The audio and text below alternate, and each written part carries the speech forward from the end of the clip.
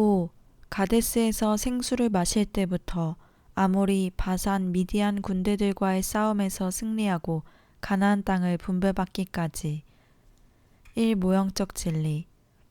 이스라엘 백성들은 40년 정월에 가데스라고 하는 장소에 머무르게 되었습니다.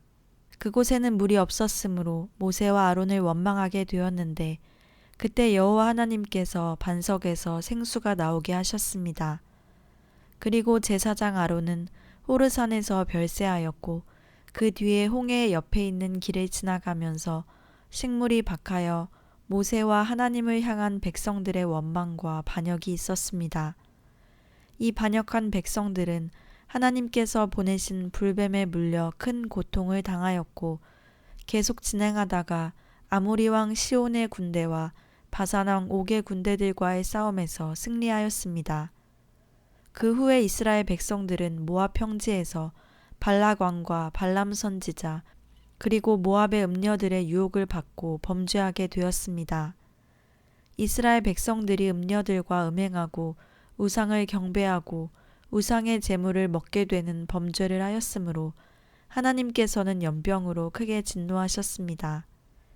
그리고 비느하스가 음녀 고스비를 죽이자마자 연병은 그치게 되었습니다.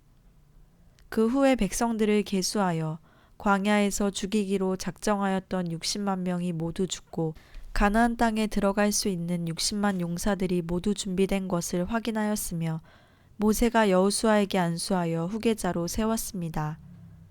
이 일 후에 비느하스가 용사들 12,000명을 이끌고 미디안 왕들과 군대들을 멸망시켰습니다. 그 후 이스라엘 백성들은 여호수아의 영도를 받으며 요단강을 건너 가나안 땅 입구 길갈에서 할례를 받았습니다. 이스라엘 백성들은 할례 받은 후 가나안 7족을 멸망시키고 가나안 땅을 정복하였습니다. 그리고 여호수아는 젖과 꿀이 흐르는 가나안 땅을 이스라엘 백성들에게 분배하였습니다. 이 모형적 진리에 대한 해설. 1. 가데스 무리바의 생수. 광야의 세 번째 연단과 뒤따르는 축복 과정에 대한 모형적 진리에 대한 해설은 철로 역정과 비교하면서 설명하도록 하겠습니다. 이스라엘 백성들이 가데스의 무리바 반석에서 흘러나오는 생수를 마시게 된 것은 하나님께서 성도들이 정욕적이며 세상적인 축복들을 용감하게 떨쳐버리고 세 번째 연단 과정에 들어가기 위한 결단을 하도록 풍성한 은총을 체험하게 하시는 것을 가리켜 말합니다. 이 가데스 무리바의 생수는 철로 역정에서 기독도가 허례와 위선을 떨쳐버리고 감난산 아래에 있는 샘물을 마시는 과정에 해당합니다. 이 가데스에서 생수를 마시기 전에 성도들은 허례와 위선이 자기 행실 가운데 많은 것을 발견하고 떨쳐버려야 될 줄 알면서도 쉽게 되지 않기 때문에 무척 고민하며 괴로움을 당하게 됩니다. 그러다가 가데스 무리바의 생수, 즉 하나님의 풍성한 은혜를 체험할 때 성도들은 과감하게 결단하고 큰 손해를 보면서 철저한 영적 생활로 정진하게 됩니다. 다시 말해서 성도들은 무리바의 생수를 마실 때 일사각오의 정신, 엄격한 극기 생활, 철저한 절제 생활, 영웅적인 사랑 실천과 규모 있는 경건 생활을 위하여 큰 고난과 손해를 감내하며 명예, 권세, 물질, 고급스런 생활, 남녀관계, 부부관계 등 모든 것들을 용감히 포기하게 됩니다. 포기하는 체험은 자아가 깨어질 때마다 조금씩 있었으나 이 가데스 무리바의 생수를 체험할 때는 큰 것들을 포기하게 되는 것입니다. 또한 엄격한 생활을 하면서 사랑을 실천하며 거지 같은 신세가 될지라도 오직 하나님의 생명을 얻기 위한 결심과 각오로 정욕적인 모든 것들을 떨쳐버리게 되는 것입니다. 이와 같이 세 번째 연단 과정에 들어가는 성도들은 목표의식이 뚜렷합니다. 이러한 목표가 있기 때문에 모든 역경들을 잘 극복하게 되며 순간순간 위로와 용기와 희망과 유익을 많이 얻게 되는 것입니다. 그런데 이 목표는 성도들마다 견해가 다양합니다. 어떤 성도들은 완덕, 어떤 성도들은 생명의 내주합일, 어떤 성도들은 영성 결혼 혹은 사랑의 합일 등이 목표라고 하며 어떤 성도들은 성결, 또는 완전 성화 은총을 목표로 하며 어떤 성도들은 하나님의 영광을 보고자 하는 것을 목표로 삼습니다. 이렇게 표현들은 각각 다르지만 성경적인 목표는 영적 할례받고 생명과를 먹는 경험, 즉 죄의 법칙에서 해방되고 생명이 내주합이 되는 것입니다. 또한 이 과정에서 진충의 경험을 보면 아담 노인의 세 딸, 즉 육신의 정욕, 안목의 정욕, 이생의 자랑과 결혼시켜 주겠다는 강력한 유혹에 끌려가다가 잘못을 크게 깨닫고 아담 노인을 떨쳐버리려고 할 때 몸의 반쪽이 떨어져 버리는 것과 같은 큰 고통을 겪었습니다. 이것은 성도들이 육적 축복, 즉 정욕적인 생활에 얽매여 허례와 위선에 빠져 있음을 크게 깨닫고 고민하며 괴로워하다가 풍성한 은총을 체험하면서 용기와 결단력을 얻어 육적인 것들을 과감하게 버릴 때 마치 몸의 반쪽이 떨어져 나가는 것과 같은 큰 고통을 당하게 된다는 것을 의미합니다. 이 식물이 박함. 이스라엘 백성들은 아론이 별세한 후 진행하다가 홍해의 엽기를 통과하게 되었을 때 식물이 박하다고 원망하며 반역하였습니다. 성도들은 가데스 무리바의 생수를 체험할 때 허례와 위선에 빠지게 했던 정욕적이고 세상적인 것들을 과감하게 끊어버리고 예수님의 밝은 빛을 따라 철저한 영적 생활로만 정진하게 됩니다. 그래서 세 번째 연단 과정의 초기에는 풍성한 은혜 체험으로 말미암아 기쁨과 감격이 넘치고 적극적인 영적 생활을 하게 되는데 얼마 동안 지내다 보면 이미 육신 생활에 필요한 것들을 엄격하게 절제하고 있으므로 식생활을 비롯하여 경제적인 형편과 주변 환경들이 극심하게 궁핍한 궁지에 빠져들어가게 됩니다. 이때 성도들은 하나님의 도우심을 기대하였으나 나타나지 않자 순간적으로 낙심하고 좌절감에 사로잡히는 경험을 하게 됩니다. 하나님께서는 이러한 경험을 통해서 성도들의 자아가 철저히 깨어지게 하고 깨어진 자아들을 계속하여 분리시킵니다. 그리고 전보다도 더욱 철저하게 영적인 것들과 육적인 것들을 깨뜨려서 분리시키며 마음과 행실을 정결케 하시는 것입니다. 3. 불뱀의 물림. 하나님께서는 이스라엘 백성들이 식물이 박하다고 불평을 많이 하였기 때문에 불뱀들에게 물려 고통을 당하게 하셨습니다.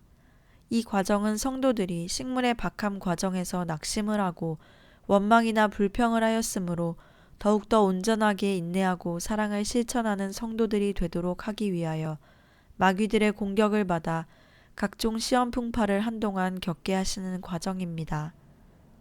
그때 성도들은 부족했던 행실에 대하여 부끄러움을 느끼면서 철저히 회개하고 더욱 새로워지게 되는 것입니다.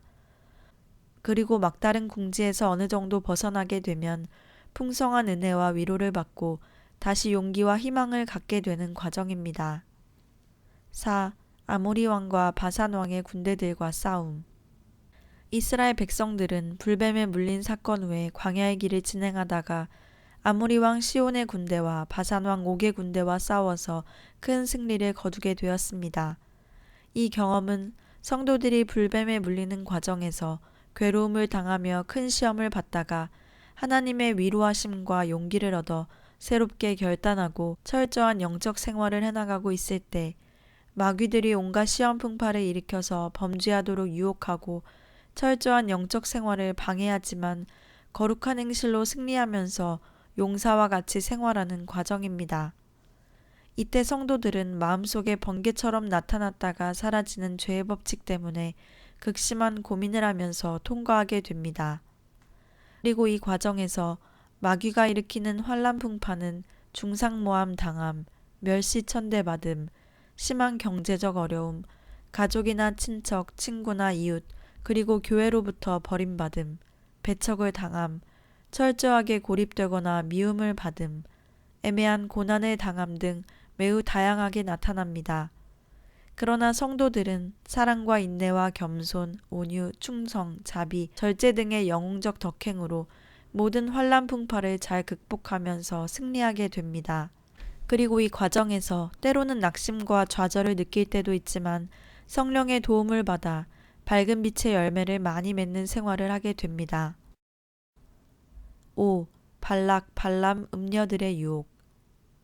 이스라엘 백성들이 모압 평지에 이르렀을 때 모압 왕 발락은 발람 선지자를 초청하여 이스라엘 백성들을 멸망시키려고 하였습니다. 발람 선지자는 모압 평지에 많은 바알 신당을 세우고 음녀들을 풀어놓아 이스라엘 백성들을 미혹해 하였습니다.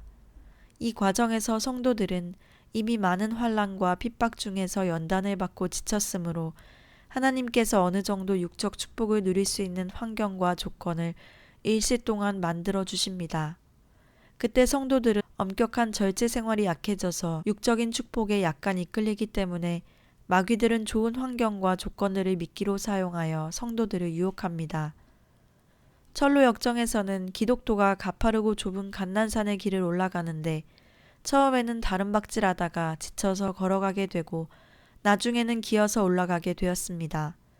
감난산 중턱까지 올라갔을 때 거기에는 휴식정이 있었는데 기독도는 그곳에서 쉬다가 그만 잠이 들어버렸습니다. 감난산이란 고난이 많기 때문에 올라가기가 어려운 산이라는 뜻입니다. 기독도가 감난산을 처음에 달려 올라간 것은 성도들이 가나안 입구에서 풍성한 은혜를 체험했기 때문에 철저한 영적 생활을 결단하며 정욕적이고 세상적인 생활은 용감하게 떨쳐버리고 열성적이고 적극적인 마음으로 정진하는 모습을 가리켜 말합니다. 그리고 걸어간다는 것은 많은 시험 고통을 겪으면서 열성적이고 적극적인 마음은 약간 식어졌지만 오직 순종하는 마음으로 하나님을 의지하며 빛을 따라 생활하는 것을 상징합니다. 그리고 기어간다는 것은 계속되는 시험 풍파 때문에 열성적이고 적극적인 마음이 식어지고 자원하는 마음이 아니라 끌려가는 상태로 험난한 시험 풍파를 극복하면서 힘겹게 빛을 따라 사는 모습을 상징합니다. 기독도가 휴식정에서 쉬다가 잠을 잔다고 하였는데 이 휴식정은 하나님께서 환난 풍파에 지친 성도들을 위해 만들어 놓으신 것입니다. 휴식정은 성도들이 감난산 입구에서부터 휴식정 전까지 올라가는 동안 주님의 밝은 빛을 따라 생활하면서 많은 시험 풍파에 지쳤으므로 하나님께서 위로와 힘을 주시는 과정입니다.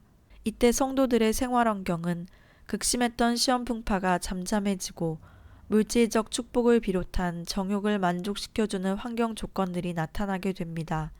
그리고 휴식정에서 잠을 잔다는 것은 성도가 육적 축복에 얽매여 빛을 따라 사는 엄격한 생활이 약해진 것을 상징합니다. 6. 연병과 음녀 심판. 이스라엘 백성들이 모압 음녀들의 유혹을 받아 음행하고 우상을 숭배하며 재물을 먹었기 때문에 하나님께서 크게 진노하사 연병으로 징계하셨습니다. 그리고 제사장 비느하스가 모압의 음녀 고스비를 죽였을 때 연병이 그쳤습니다. 이 과정은 성도들이 발락 발람 음녀들의 유혹을 받는 과정에서 육적 축복에 얽매여 영적인 잠을 잤기 때문에 하나님께서 각성시키고자 시험 풍파를 일으켜 징계하시는 과정입니다. 성도들은 하나님께서 허락하신 마귀들에게 공격을 강하게 받음으로 성난 시험 풍파가 일어나서 밝은 빛을 따라 생활하는데 극심한 방해를 받습니다. 이때 성도들은 심한 불안과 내적 고민과 회의적인 마음에 사로잡히게 되는데 철로역정에서는 기독도가 회의와 억겁을 만나는 과정이라고 하였습니다. 그리고 하나님께서 자신을 미워하시기 때문에 버림을 받게 되었다는 생각으로 영적 고통이 대단합니다. 그러나 이 과정에서 하나님께서는 시험의 불길을 통하여 성도가 가지고 있던 아집과 지극히 작은 악습이라도 철저히 정화시키고 성도들로 하여금 더욱 밝은 예수님의 빛을 사모하며 실천하도록 하십니다. 그리고 음녀 심판은 기독도가 미궁 앞에 있는 발목 낀 사자들의 곁을 통과하는 과정입니다. 이것은 세상적이며 정욕적인 사상을 가지고 철저하게 영적 생활을 하고 있는 성도들을 유혹했던 마귀의 정체가 폭로된 것을 의미합니다. 성도들은 이 과정을 통과할 때 마지막으로 자아가 철저하게 깨어지고 분리되어 마음과 행실이 정화되는 것입니다. 7. 계수와 율법 선포 그리고 여호수아 안수. 모세가 모압 평지에서 이스라엘 백성들을 계수하고 신명기에 기록한 율법을 선포하면서 위로와 희망을 주었습니다. 그리고 여호수아에게 안수하여 후계자로 세웠습니다. 여기에서 계수와 율법 선포는 성도들이 완전한 구원의 확신을 갖게 되고 하나님의 풍성한 위로와 은총을 받고 진리를 깨닫게 되는 것을 의미합니다. 이때 성도들은 연병과 음녀 심판 과정을 통과하면서 철저하게 회개하고 정화되었으므로 하나님으로부터 큰 위로와 말씀과 사랑과 은총을 받게 됩니다. 그리고 하나님의 생명이 성도들의 영 속에 내주합이 됨으로써 완전 구원을 체험하게 되는 것입니다. 여기에서 여호수아는 이스라엘 백성들을 이끌고 가나안 땅에 들어가 할례를 받게 하고 가나안 7족을 정복하고 백성들에게 땅을 분배해주는 사명을 가진 영도자로서 내주하시는 성령, 즉 하나님의 생명을 상징합니다. 그러므로 여호수아가 안수를 받고 모세의 후계자가 되는 순간 성도들의 영 속에는 생명이신 성령께서 내주합이 되시는 체험을 하게 되는 것입니다. 따라서 성도들은 이때 죄의 법칙에서 해방되는 경험을 하며 신의 성품에 참여하게 되고 내세의 능력을 맛보는 경험이 시작됩니다. 이 계수와 율법 선포 그리고 여호수아가 안수받는 과정은 철로역정에서 기독도가 미궁을 통과하고 전신갑주를 입는 과정입니다.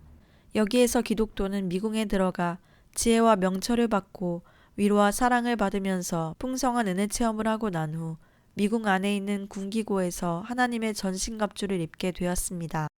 성도들은 세 번째 연단이 시작될 때부터, 즉 감난산 입구부터 미궁에 도달하기까지 상당한 세월 동안 엄청나게 많은 환난과 고통을 받으며 오직 주님의 생명만을 사모하면서 철두철미하게 자아가 깨어지고 소유를 버리며 고난의 길을 걸어왔습니다. 미궁에서는 이와 같이 세 번째 연단 과정을 통과하면서 피곤한 심신을 쉬게 하고 하나님의 풍성한 위로와 사랑과 말씀과 은총을 받게 되는 경험이며 전신갑주를 입는 체험은 하나님의 생명이 성도들의 영 속에 내주하는 체험을 가리켜 말합니다.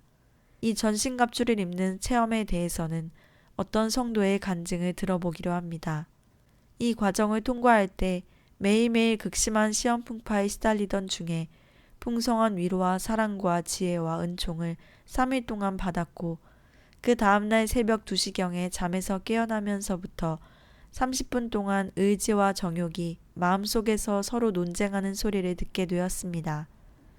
의지는 정욕에게 나는 지금까지 너 때문에 죄를 많이 짓고 살았기 때문에 결코 너와 같이 살 수 없다고 하면서 어떻게 해서든 떨쳐버리려고 하였고, 정욕은 나는 지금까지 너와 함께 살아왔고 결코 너를 버리고는 살 수 없으므로 너는 꼭 나와 함께 살아야 한다고 하면서 의지를 어떻게 해서라도 놓지 않고 붙잡으려고 하였습니다.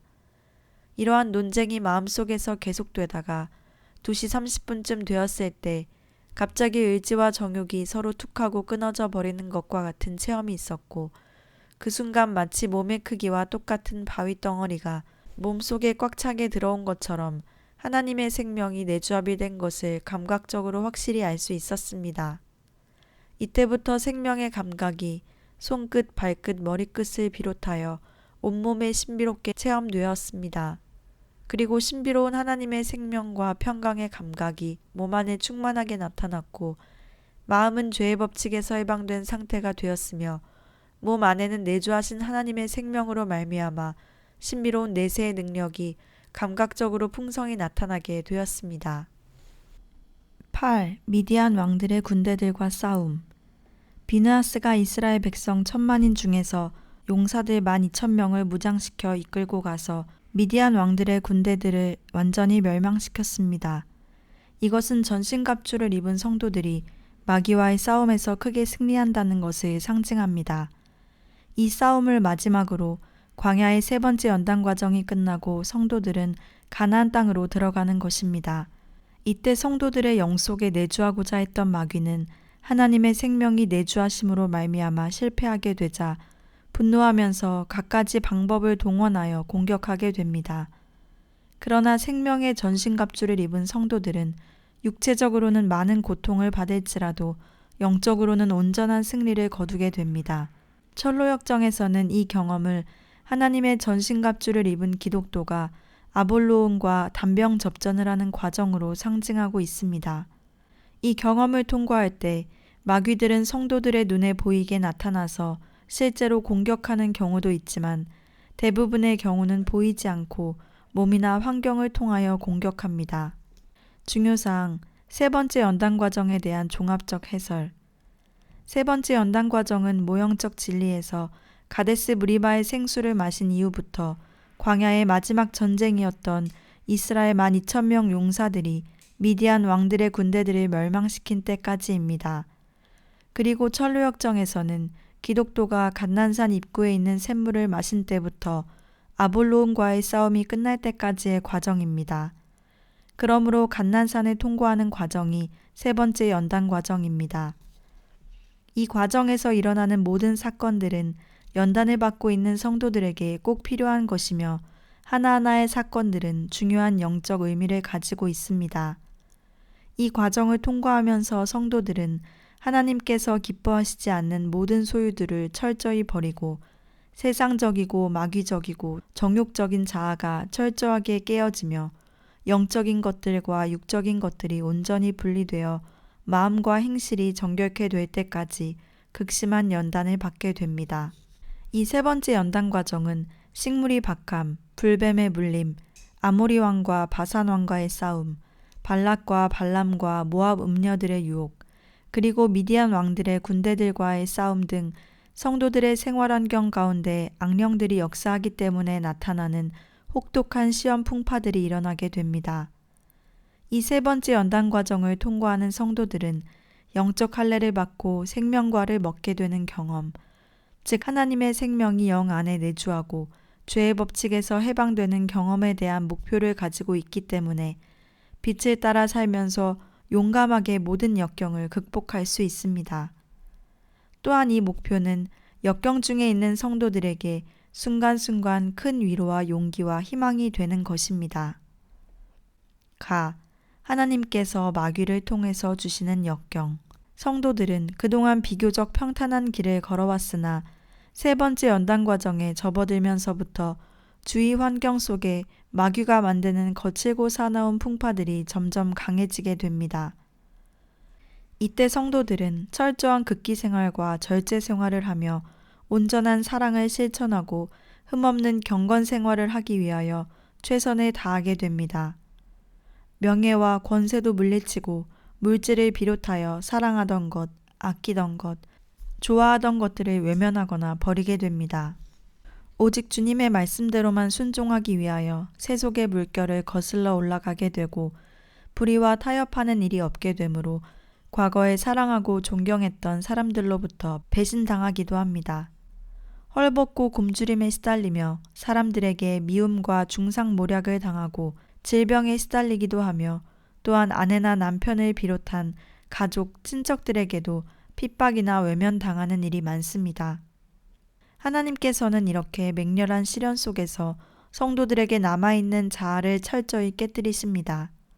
이기적이고 자기중심적인 자아를 깨뜨리기 위해서는 모든 육적 축복을 제거하지 않으면 안 됩니다. 또한 어떠한 역경 중에서라도 그리스도 중심적인 말과 행동을 가지고 철저하게 생활할 수 있도록 하기 위해서 강력하게 인도하십니다. 모든 소유를 버리는 과정.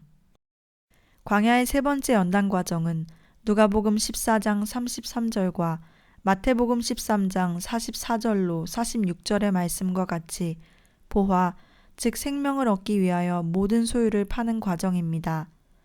성도들은 자기의 모든 소유를 버려야만 주님의 온전한 제자가 될 수 있습니다. 소유라는 것은 단순하게 물질적인 것들만이 아니고 에덴 낙원에서 타락한 이후 인간의 마음을 지배하고 있는 육신의 정욕, 안목의 정욕, 이생의 자랑에 속한 모든 것들을 가리켜 말합니다. 다시 말해서 세 번째 연단 과정은 주님의 뜻, 즉 밝은 빛을 철저하게 따르기 위하여 크고 작은 모든 소유를 버리게 되는 과정입니다. 또한 성도들의 마음과 행실 가운데 조금이라도 남아있는 마귀적이고 정욕적이고 세상적인 것들, 즉 애굽적인 것들을 철저히 벗어버리고 정결케 되는 과정입니다. 자아가 깨어지고 영적인 것들과 육적인 것들이 세밀하게 분리되는 과정. 세 번째 연단 과정은 지극히 작은 자아까지도 깨어지게 되고 영적인 것들과 육적인 것들이 분리되는 과정입니다. 성도들의 자아는 첫 번째, 두 번째 연단과 뒤따르는 축복 과정을 통과하면서 점진적으로 깨어지다가 세 번째 연단 과정에서 철두철미하게 깨어지고 온전하게 정결해집니다. 이렇게 자아가 깨어지는 광야의 훈련 과정을 점진적 성화 과정이라고도 합니다. 히브리서 5장 14절을 보면 성도들은 지각을 사용함으로 연단을 받아 선악을 분별한다고 하였습니다. 이 말씀은 성도들이 연단을 받으면서 지각을 통하여 영적인 것과 육적인 것을 분별하는 것을 가리켜 말합니다. 다시 말하자면 성도들의 지성 가운데는 이미 빛과 어두움에 대한 지식이 있으므로 주님의 뜻대로 순종하느냐, 육신을 따라가느냐, 또는 빛을 따라 사느냐, 어두움을 따라 사느냐를 깨닫고 분리되는 것입니다. 철저하게 회개하면서 정결케 됨. 세 번째 연단 과정에서 성도들은 생명 되신 주님만을 소유하기 위하여 욥과 같이 철저하게 극기하며 영웅적인 덕행으로 육적인 세력과 싸우게 됩니다. 따라서 마귀가 가져오는 수많은 시험 풍파 속에서도 빛을 따라 연전연승하게 되므로 행실로는 거의 범죄하지 않습니다. 이 과정에서 성도들의 가장 큰 고통은 마음속의 죄의 법칙이 순간순간 번개처럼 나타났다가 사라지는 경험입니다. 이 과정에서 성도들은 모든 환경을 하나님께서 주신 것으로 깨닫고 철저한 연단을 받게 됩니다. 그들은 양심의 빛이 성화된 성도들처럼 대단히 밝음으로 마음과 행실의 구석구석까지 성찰하면서 철저하게 회개하고 정결케 됩니다. 따라서 성도들은 모든 행실을 통하여 사랑과 인내와 겸손 등 덕의 향기를 강하게 나타내는 것입니다. 실업자와 같이 되는 죄성과 정욕. 세 번째 연단 과정에서 성도들은 자기를 철저히 부인하고 오직 하나님만 의지하며 사랑하게 됩니다. 그러므로 혈육 간의 애정이나 남녀 간의 애정, 친구 간의 애정, 사물에 대한 애정 등 육신에 속한 애정들과 식욕이나 성욕, 물욕, 명예욕, 수면욕 등의 육적 욕망들에 대한 집착을 버리게 됩니다. 또한 심령과 육체 가운데 뿌리 박힌 죄성의 지배를 받아 순간순간 마음속에 나타나는 생각이나 감정까지 철저하게 참여하며 고백하게 됩니다. 이와 같이 연단을 받으면서 죄성과 정욕은 실업자와 같이 되어 더 이상 성도들의 마음과 행실을 지배하거나 더럽힐 수 없게 되는 것입니다. 이때 하나님의 은혜로 영속에 뿌리 박힌 죄성이 제거되는 영적 할례를 받게 됩니다. 그러므로 세 번째 연단 과정은 영적 할례를 받고 죄의 법칙에서 해방되기 위한 연단 과정이라는 것을 알 수 있습니다. 참고사항, 십자가의 요한 성자가 증거한 영성의 밤. 십자가의 요한 성자는 교회 박사 혹은 신비 박사라고 불리우는 분인데 아빌라의 테레사 성녀와 함께 가르멜 수도회를 개혁하고 이곳 저곳에 수도원을 설립하였으며 많은 수도자들과 성직자들과 성도들의 영성 지도자로서 일생을 헌신하였습니다. 그분이 증거한 핵심적인 사상은 모든 그리스도인들이 감성의 밤과 영성의 밤을 통과하여 사랑의 합일, 즉 하나님의 생명이 내주합일 되는 목표에 도달해야 된다는 것과 더욱더 영적으로 진보되어 하나님과의 친밀한 결합, 즉 완덕에까지 성장해야 한다는 것이었습니다. 이 요한 성자는 하나님과의 합일에 대하여 신비적이며 실제적인 체험에만 근거하지 않고 신학적인 모든 원리를 종합적으로 정돈하여 가르쳤으며 경험과 지식 중에 어느 한편으로 치우치지 않고 조화된 내용과 명석한 논증으로서 체계를 이룬 분입니다. 십자가의 요한 성자의 저서들을 보면 성도들이 하나님과 사랑의 합의를 이루기 위해서는 영성의 밤, 즉 광야의 세 번째 연단 과정을 통과해야 된다고 증거한 것을 볼 수 있습니다. 요한 성자는 세속적인 소유를 버리고 수도 생활을 하고 있는 많은 수도자들의 영적 지도자로서 일생을 바쳤기 때문에 영성의 밤을 통과하는 성도들이 내적으로나 외적으로 경험하게 되는 것, 변화되어가는 상태, 고통과 깨달음, 신비체험 등을 자세하게 관찰할 수 있었습니다. 허드슨 테일러나 요한 웨슬리, 하천풍원 같은 성자들은 똑같은 성결 은총을 받고 하나님의 생명이 내주합일되어 영적으로 장성한 분들이지만 선교활동이나 여러 가지 선한 사업을 위하여 헌신한 분들이기 때문에 내면적인 영적 진리에 대해서는 체계적으로 정돈하여 발표한 저서들이 거의 없습니다. 그러나 십자가의 요한 성자는 내면적인 영성 생활에 대한 관찰력이 풍성한 분이었으므로 그가 저술한 책들을 보면 영성의 밤에 대한 견해들을 자세하게 알 수 있습니다. 그런데 이러한 진리를 다양하고 자세하게 설명하고 있지만 산발적으로 기록하였기 때문에 쉽게 이해하기 어려운 문제점이 있습니다. 마치 나무의 잎이 너무 무성하면 열매가 많이 달려있다 할지라도 그 우거진 잎사귀들 때문에 열매가 잘 보이지 않는 것처럼 영성의 밤과 생명이 내주합일되는 체험에 대해서 세밀하고 다양하게 설명은 많이 하였지만 이러한 진리를 종합적이며 체계적으로 알기 쉽게 정돈하지 못한 아쉬움이 많습니다. 그러므로 여기에서는 십자가의 요한 성자가 지은 어둠 밤이라는 책과 일생 동안 이 요한 성자의 가르침에 대하여 연구하고 보급하기 위해 헌신하였던 가르멜회 국제신학교의 신비신학 교수 가브리엘의 저서 사랑에 산다라는 책 중에서 영성의 밤에 대한 진리를 인용하여 이해를 돕도록 하겠습니다. 메마름과 고생을 통해서 어느 정도 정화되는 감각의 밤을 통과한 영혼들은 대부분 오랜 세월이 흘러간 후에 영성의 밤에 들어가게 된다. 이 영성의 밤을 통과하면서 영혼은 모든 소유를 버리고 영적으로 정화되어 하나님의 사랑이 합일되는 경험에 들어가는 것이다. 그러나 이 영성의 밤을 경험하는 사람들이 매우 드물기 때문에 말이나 글로 자세하게 증거한 내용들은 많지 않다. 성도들은 하나님의 생명과 사랑이 합일되는 경지에 도달하게 되면 영적으로 어른이 된 것이며 풍성한 성령의 역사로 말미암아 위대한 일을 하게 된다. 그들의 능력과 행위는 인간적이기보다 신령한 것이기 때문이다.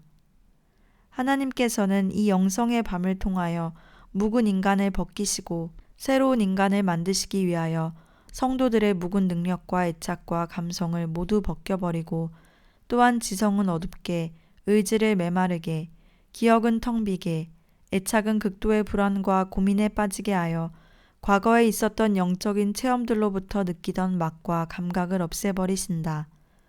사실 이 없앰은 사랑의 합일이라는 신비롭고 실제적인 하나님의 사랑이 영 안에 도입되기 위하여 요구되는 원칙이다.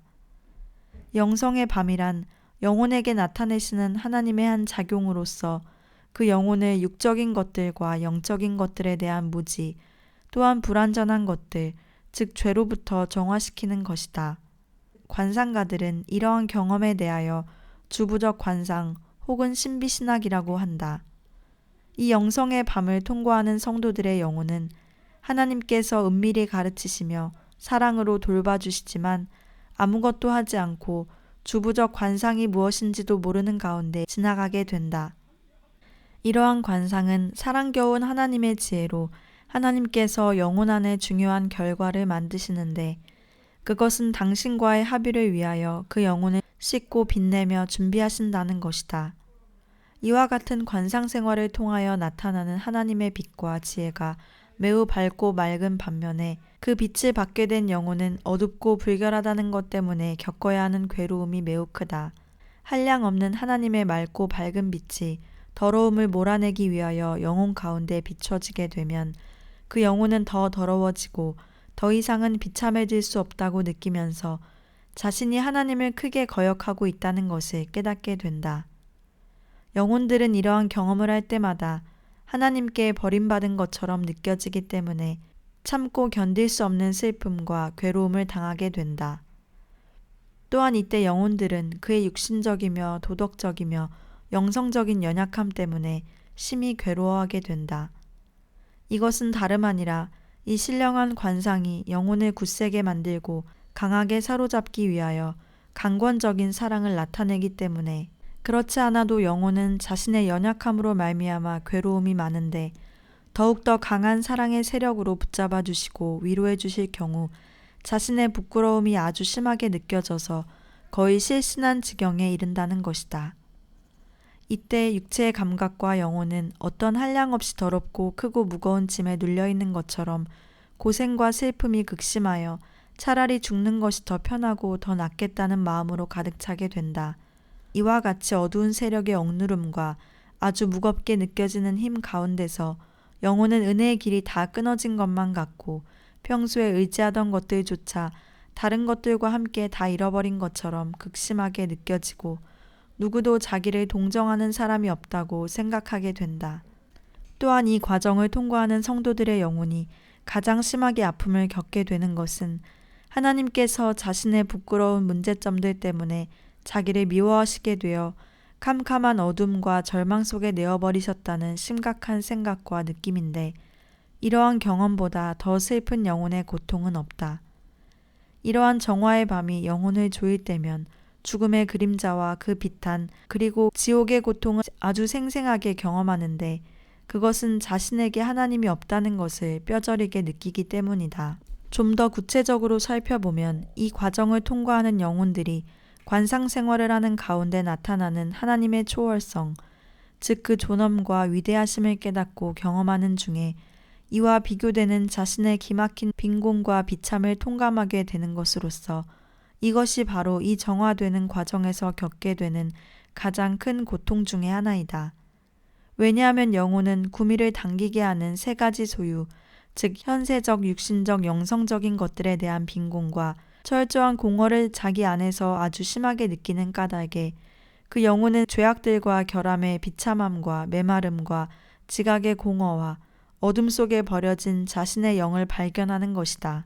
하나님께서는 이 영성의 밤을 통과하는 성도들의 영혼을 온전히 정화하기 위하여 이러한 모든 일을 관상을 통해서 하시게 된다.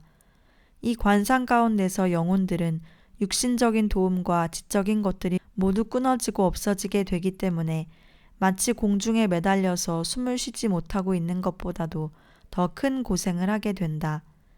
그 가운데서 하나님은 마치 불이 곰팡이나 쇠붙이의 녹을 태워서 없애버리는 것처럼 평생 가장 깊은 곳에 지녀오던 애집과 몹쓸 버릇들, 즉 악습들을 모조리 없애버리고 말끔히 비우게 하심으로써 영혼을 정화시키신다.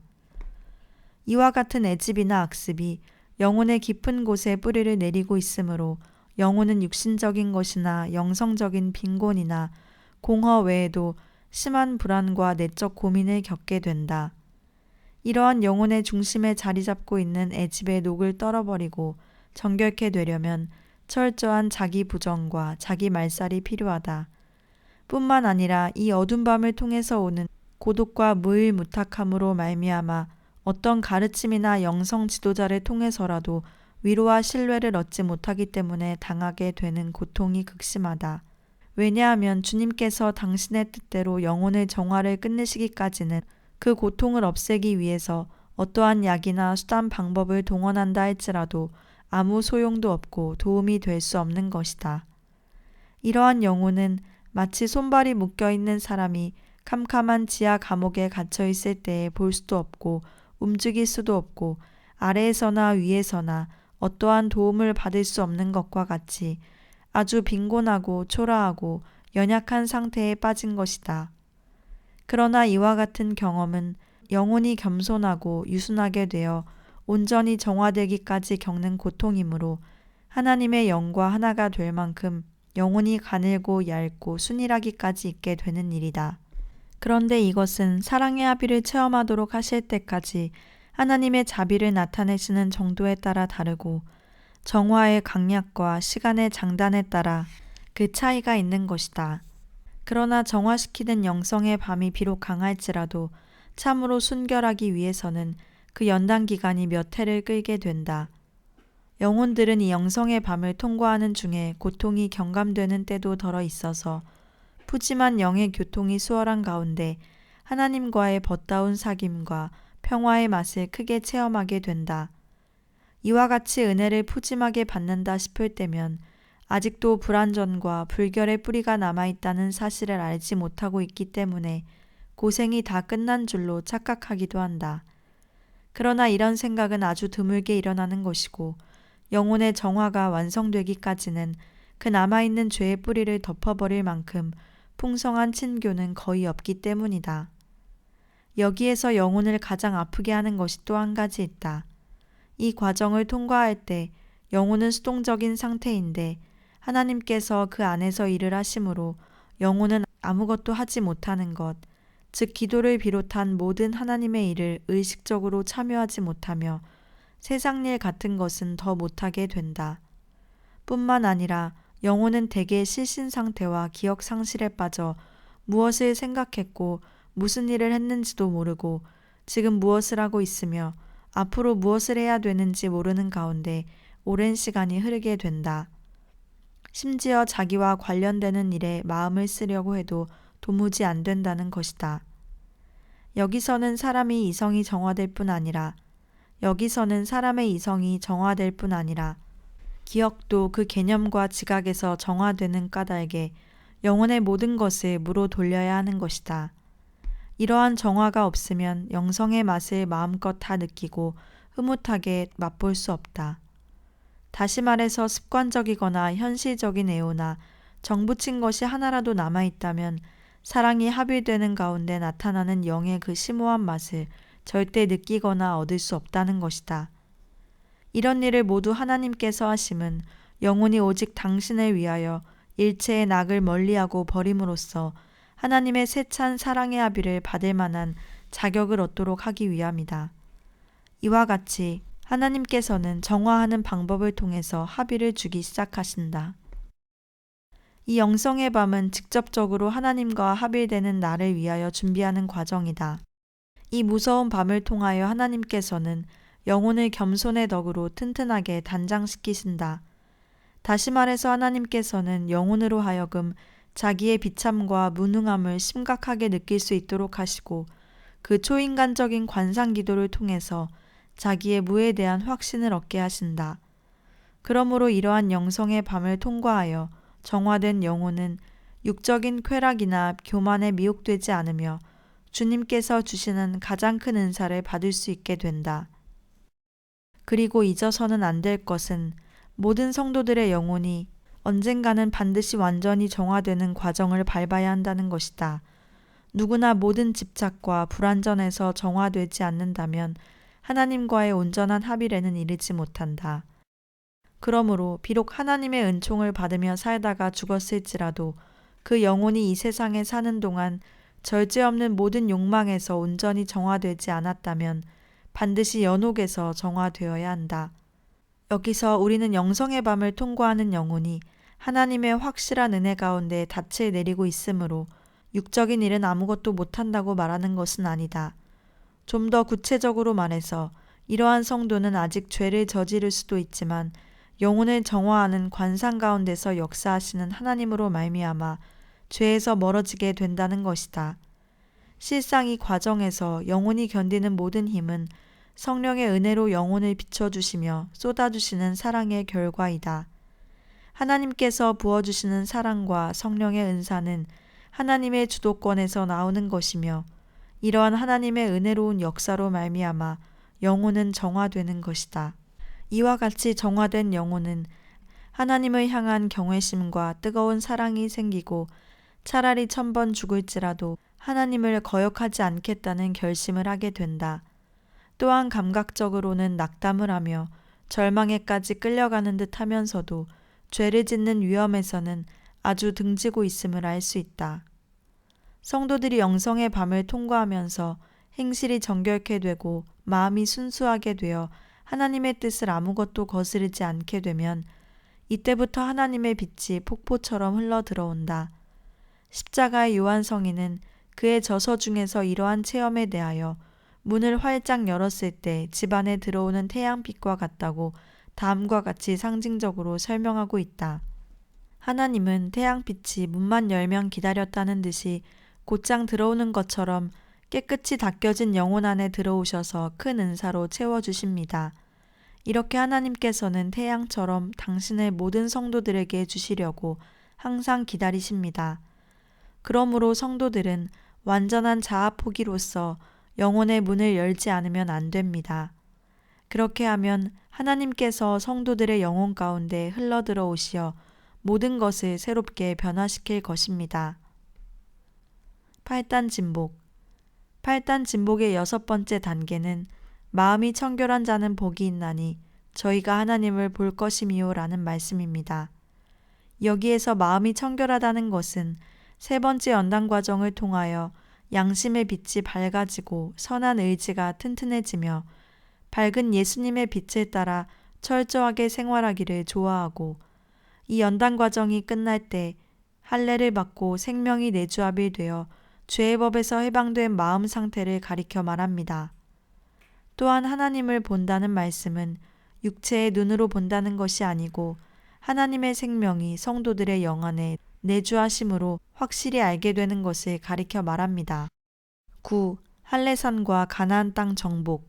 이스라엘 백성들은 여호수아의 영도를 따라 요단강을 건너 가나안 땅 입구, 즉 길갈의 할례산에서 할례를 받은 후 가나안 7족을 멸망시키고 젖과 꿀이 흐르는 가나안 땅을 정복하였습니다. 할례란 이스라엘 백성들 중에 남자들의 양피를 베어내는 것을 가리켜 말합니다. 이러한 육체의 할례는 영적 할례에 대한 모형입니다. 영적 할례란 영혼 속에 뿌리 박힌 7가지 죄성이 굴러떨어짐으로써, 즉 제거됨으로써 의인이 되는 체험을 가리켜 말합니다. 그리고 가나안 7족은 사람의 영 속에 뿌리 박힌 7가지 죄성에 따라서 구분되는 지옥 백성 7지파를 상징합니다. 따라서 가나안 7족이 멸망했다는 것은 죄성 때문에 지옥에 갈 수밖에 없었던 성도들이 죄성이 제거되었으므로 천국에 들어갈 수 있는 준비가 완성된 것을 의미합니다. 다시 말해서 가나안 7족이 멸망당한 것은 7종 죄성이 제거된 것과 같은 이치입니다. 그러므로 영적 할례를 받은 것과 가나안 7족이 멸망당한 것 같은 이치입니다. 여호수아가 모세에게 안수받을 때 하나님께로부터 받은 사명은 이스라엘 백성들로 하여금 할례를 받게 하고 가나안 7족을 멸망시키는 것이었습니다. 그래서 여호수아는 하나님의 명령에 따라 가나안 땅 입구에서 백성들에게 할례를 주었고 가나안 7족을 멸망시켰습니다.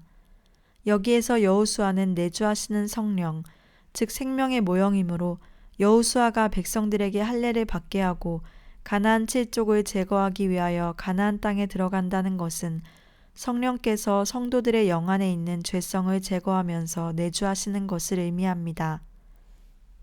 왜냐하면 가나안 땅은 영계의 천국이나 천년왕국을 상징하기도 하지만 성도들의 영을 상징하는 곳이기 때문입니다. 철로역정과 비교해보면 사망의 음침한 골짜기는 가나안 7족이 살고 있던 가나안 땅을 상징하는 장소입니다. 따라서 여호수아가 가나안 7족을 멸망시키면서 가나안 땅을 정복하는 과정은 생명의 전신갑주를 입은 기독도가 사망의 음침한 골짜기를 통과하는 것과 같은 이치입니다. 10. 젖과 꿀이 흐르는 가나안 땅 분배. 여호수아가 가나안 7족을 멸망시킨 후에 이스라엘 백성들은 하나님께서 정해주시는 대로 젖과 꿀이 흐르는 땅을 기업으로 분배받았습니다.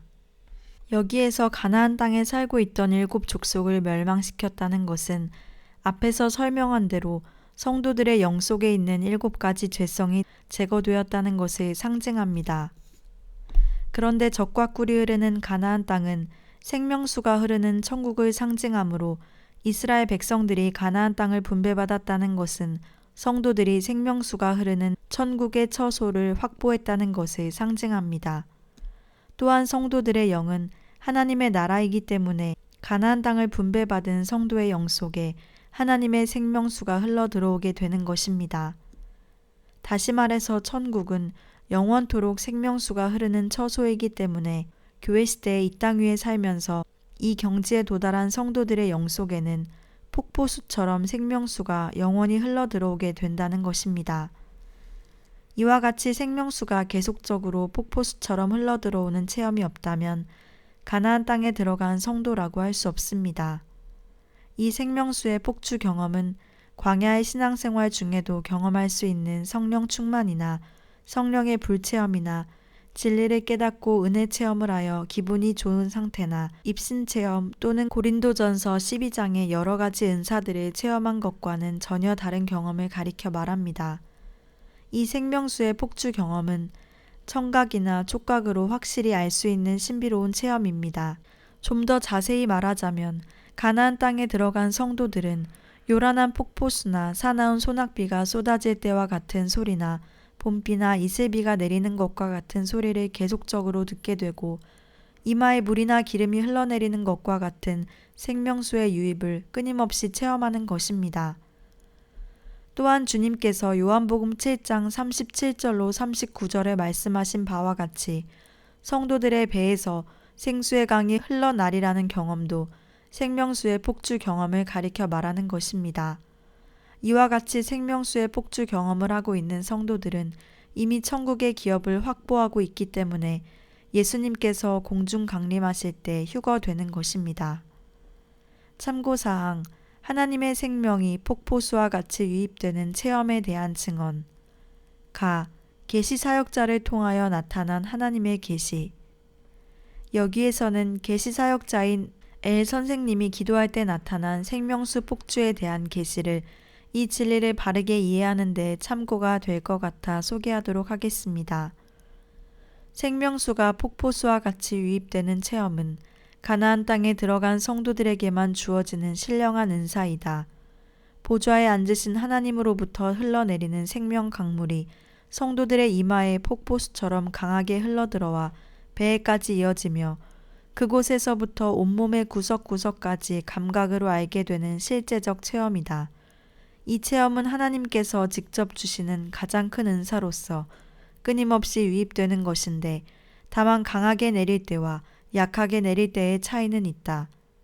이것은 하나님의 보좌로부터 흘러나오는 신령한 생명수이기 때문에 초능력이 나타나서 신비로운 천국의 평강을 감각으로 느낄 수 있게 된다. 생명수 폭주를 체험한 성도들의 증언. 기독교 역사를 보면 극소수의 성도들이 이 땅에 사는 동안 광야에서 연단을 다 받고 정결케 된 후에 하나님의 생명이 폭포수와 같이 흘러들어오는 체험을 하였다는 것을 알 수 있다. 여기에서는 이러한 체험자들이 증거한 내용을 소개하면서 이해를 돕고자 한다. 한국의 감리교 교육국에서 번역하고 출판한 신약의 성결이라는 책은 미국에 있는 감리교에 속한 신학대학의 교수 토마스 쿡의 저서인데 이 책을 보면 생명수의 폭주 체험에 대하여 요란한 소리와 함께 떨어지는 폭포수와 같다. 혹은 사나운 소낙비가 쳐들어오는 것 같기도 하다 라고 증거한 것을 볼 수 있다. 인도의 성자 썬다싱은 40일 금식을 한 직후부터 은혜의 소낙비가 내린다고 증거하였습니다. 중국 내륙 선교회 창설자 허드슨 테일러 성자는 생명수가 흘러들어오는 체험에 대하여 다음과 같이 증언하였습니다. 제 10년 가운데는 양자강보다도 더욱 힘이 있고 더 깊으며 더욱 넘치는 강물이 항상 흐르고 있으며 아무도 이것을 저지할 수 없습니다. 그리고 워치만리 성자는 구원받은 성도들이 십자가의 주관적인 역사로 말미암아 자아가다 깨어지고 나면 암흑의 밤을 잠깐 동안 통과한 후에 부활의 아침이 오게 되는데 그때부터 항상 생수의 강이 흘러넘친다고 간증하고 있습니다. 토마스 아켄피스는 그의 저서 그리스도를 본바다에서 이러한 체험에 대해서 기록하기를 네가 너 자신을 완전히 허무한 것으로 여기고 또 피조물에 대한 사랑을 철저히 끊어버리게 된다면 나는 풍성한 성총과 더불어 네 안으로 흘러들어갈 것이다 라고 하였다.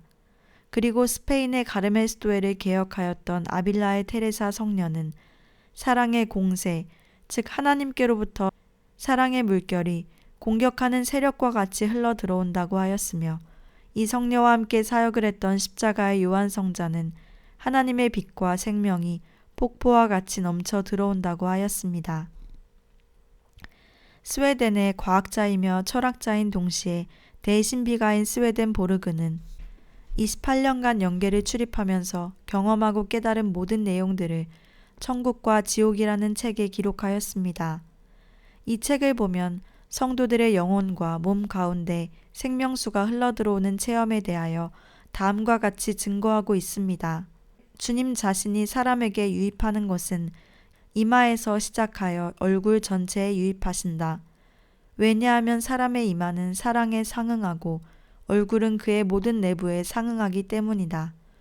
더욱이 가장 내적 천국에 있는 천인들은 그러한 유입을 명백히 알고 느끼며 그들은 그것을 받으면 받을수록 자신이 천국에 있다는 것을 알게 된다고 하였습니다. 그리고 오랜 세월 동안 병상 생활을 하면서 이 책에 나온 하나님의 복음 진리를 증거한 K 성도님은 생명수의 폭주 체험에 대하여 다음과 같이 간증하고 있습니다. 1971년 1월 4일 새벽에 소낙비가 내리는 것 같기도 하고 폭포수가 떨어지는 것 같은 소리를 들리는 가운데 생명수의 폭주 체험이 시작되었습니다. 또한 이마를 통하여 물이나 기름이 흘러 들어오는 것과 같이 촉감으로 확실하게 알 수 있는 생명수의 유입이 시작된 것입니다. 이 생명수 폭주 체험은 성령 충만이나 성령의 감동, 그리고 성령의 여러 가지 은사 체험들과 전혀 다른 것입니다. 하나님께서 보내시는 생명수가 세차게 흘러 들어오는 이 체험은 청각이나 촉각으로 확실하게 알 수 있는 것입니다. 이 생명수가 강하게 흘러 들어오는 중심부는 양쪽 눈썹 사이에 있는 미간입니다. 그리고 이 생명수가 폭포수와 같이 유입되는 체험은 일시적으로 나타났다가 없어지는 것이 아니고 계속적으로 체험되는 것입니다. 이와 같은 생명수의 폭주 체험이 시작된 날부터 지금까지 만 32년이 지나갔지만 잠시 동안이라도 중단된 일이 없었습니다. 그리고 진리를 증거하거나 대화할 때는 이슬비나 가을비처럼 약하게 체험되지만 조용한 시간에 혼자 눈을 감고 주님을 향하여 마음을 집중할 때는 소낙비나 폭포수가 쏟아지는 것처럼 생명수가 세차게 내리는 체험을 하게 됩니다. 그러나 잠잘 때는 대부분 생명수의 유입을 의식하지 않고 있다가 잠에서 깨어나는 순간부터 확실히 의식하게 됩니다. 이와 같이 생명수의 폭주가 때로는 강하게, 때로는 약하게 내리지만 잠시라도 끊어진 적은 없습니다. 이상과 같이 여러 성도들이 생명수의 폭주, 즉 성령의 폭주 체험에 대하여 개인별로 다양하게 표현을 하였지만 동일한 체험이라는 것을 알 수 있습니다.